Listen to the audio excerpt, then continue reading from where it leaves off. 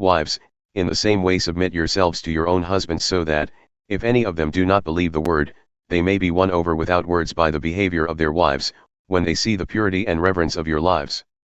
Your beauty should not come from outward adornment, such as elaborate hairstyles and the wearing of gold jewelry or fine clothes. Rather, it should be that of your inner self, the unfading beauty of a gentle and quiet spirit, which is of great worth in God's sight. For this is the way the holy women of the past who put their hope in God used to adorn themselves. They submitted themselves to their own husbands, like Sarah, who obeyed Abraham and called him her Lord. You are her daughters if you do what is right and do not give way to fear.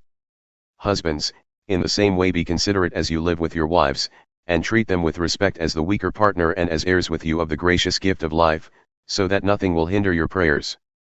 Finally, all of you, be like-minded, be sympathetic, love one another, be compassionate and humble.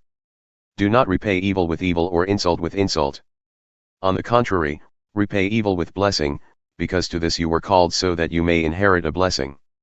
For, whoever would love life and see good days must keep their tongue from evil and their lips from deceitful speech. They must turn from evil and do good, they must seek peace and pursue it.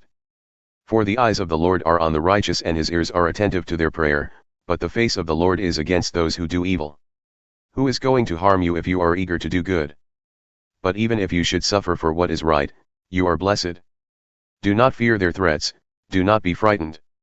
But in your hearts revere Christ as Lord. Always be prepared to give an answer to everyone who asks you to give the reason for the hope that you have. But do this with gentleness and respect, keeping a clear conscience, so that those who speak maliciously against your good behavior in Christ may be ashamed of their slander. For it is better, if it is God's will, to suffer for doing good than for doing evil. For Christ also suffered once for sins, the righteous for the unrighteous, to bring you to God.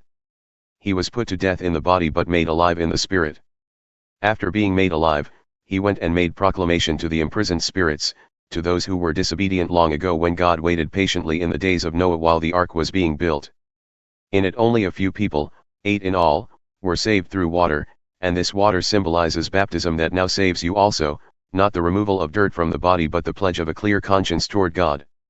It saves you by the resurrection of Jesus Christ, who has gone into heaven and is at God's right hand, with angels, authorities, and powers in submission to him.